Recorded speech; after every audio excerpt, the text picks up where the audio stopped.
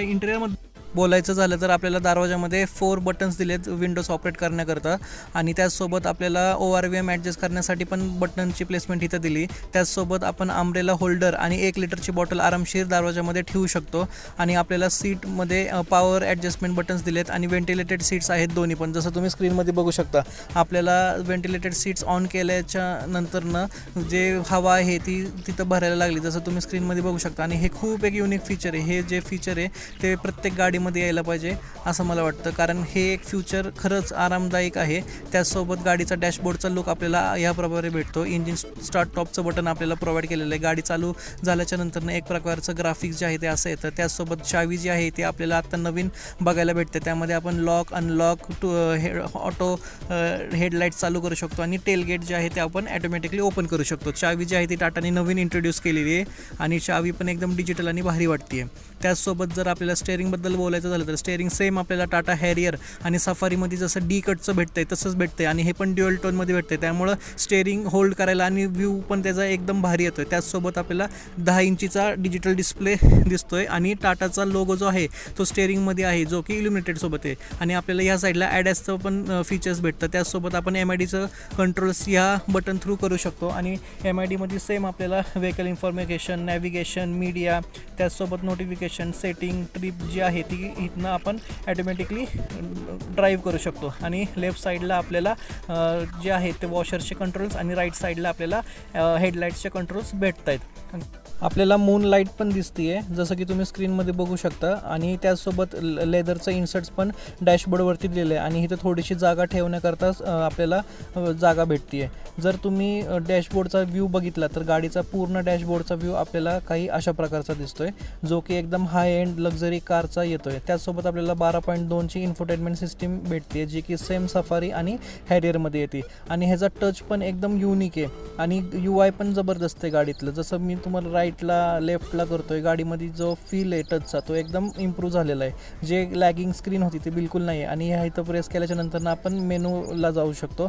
त्याचसोबत आपल्याला बऱ्याचशा गोष्टी यामध्ये भेटत आहेत स्क्रीनमध्ये, तुम्ही जसं बघू शकता। आणि मून लाईटचं नवीन फीचर ॲड केलेलं आहे, जसं की ह्याला ॲम्बियंट लाईट बोलतात। हे आपल्याला जर इथनं चेंज करायचं असेल तर आपण ह्या थ्रू चेंज करू शकतो आणि रूफला पण मून लाईट त्यांनी प्रोव्हाइड केलेली आहे। आता हे रूफ ओपन आहे त्यामध्ये दिसत नाही, पण बंद केल्याच्या नंतर दिसतं आणि त्याची जी आहे ब्राईटनेस आपण इथनं वाढवू शकतो। त्याचसोबत आपल्याला जर कलर चेंज करायचा असेल मून लाईटचा तर याप्रमाणे चेंज करू शकतो। रेडमधनं आत्ता जसं की व्हाईट झालेलं आहे आणि गाडीमध्ये टोटल ॲम्बियंट लाईटिंग जी आहे ती आपल्याला डॅशबोर्डला पण दिलेली आहे आणि हे सॉफ्ट टच लेदर भेटतं जे की गाडीला दिलेलं आहे आणि सिरेमिक कोटिंग जी आहे ती दिलेली आहे। त्याचसोबत ग्लो बॉक्सबद्दल बोलायचं झालं तर ग्लो बॉक्स पण आपल्याला इल्युमिनेटेड प्लस कूल्ड भेटतोय आणि डीप ग्लो बॉक्स आहे। त्याचसोबत ग्लो बॉक्समध्ये आपल्याला वरच्या साईडला पण फाईल ठेवायला जागा आहे। त्याचसोबत आपण इथं पेन त्यानंतरनं ग्लास होल्डर्स पण ठेवू शकतो, जसं तुम्ही आत्ता स्क्रीनमध्ये बघू शकता की तिथं आपल्याला प्लेसमेंट दिली ग्लास होल्डरची ठेवण्याकरता।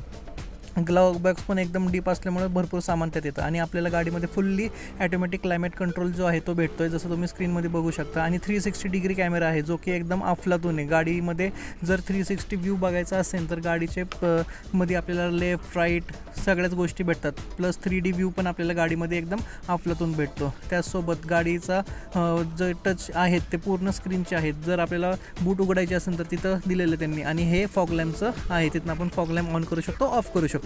त्याचसोबत आपल्याला गाडीला रिव्हर्स गिअर टाकला त्यानंतर ॲटोमॅटिकली 360 डिग्री आपला जो आहे तो कॅमेरा ऑन होऊन जातो आणि गिअर नॉब पण गाडीतला एकदम भारी आहे, लेदरचा दिलेला आहे। गाडी ज्यावेळेस आपण ॲक्च्युअलमध्ये चालवतो त्यावेळेस त्याचा फील एकदम भारी येऊन जातो, दिसायला सिंपल असला तरी होल्डिंगला आणि हँडल करायला खूप भारी। त्याचसोबत आपल्याला auto hold plus auto car play दिलं आहे आणि गाडीमध्ये 3 मोड येतात, सिटी, इको आणि स्पोर्ट। त्याचसोबत आपल्याला वायरलेस चार्जर पण प्रोव्हाइड केलेलं आहे आणि डीप आर्मरेस्ट दिलेलं आहे। त्यामध्ये पण आपल्याला जिथं 12 वोल्टचं एक चार्जिंगचं युनिट आहे आणि त्याचसोबत आपल्याला USB-चं आणि C पोर्ट पण दिलेला आहे चार्जिंग करण्याकरता, जसं तुम्ही स्क्रीनमध्ये बघू शकता। त्याचसोबत डॅशबोर्डचा काही जो व्ह्यू आहे तो आपला असा येतो आहे। ORVM आपल्याला ऑटो दिलेलं आहे, त्यामुळं हे एक युनिक फीचर आहे जे की आपल्याला नेक्सॉनमध्ये त्याचसोबत कर्वमध्ये पण भेटतं आहे।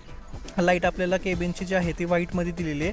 आणि सनरूफ ओपन करायचं असेल आपल्याला तर सनरूफ आपण वन बटन दाबल्याच्या नंतरनं सनरूफ जे आहे आपलं पॅनोरामिक ते पूर्ण ओपन होतं, जसं तुम्ही स्क्रीनमध्ये बघू शकता. जर आपल्याला सनरूफ लावायचं असेल तर एक सिंगल बटनमध्ये आपलं जे सनरूफ आहे ते पूर्ण पुढे येऊन जातं आणि सनरूफ लागतं. सनरूफसोबतच जे मागचा जो रूफटॉप आहे ते पण पूर्ण क्लोज होऊन जातं.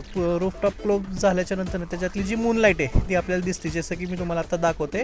जे आपण मागाशी व्हाईट केलं होतं तर रेड करून दाखवतो.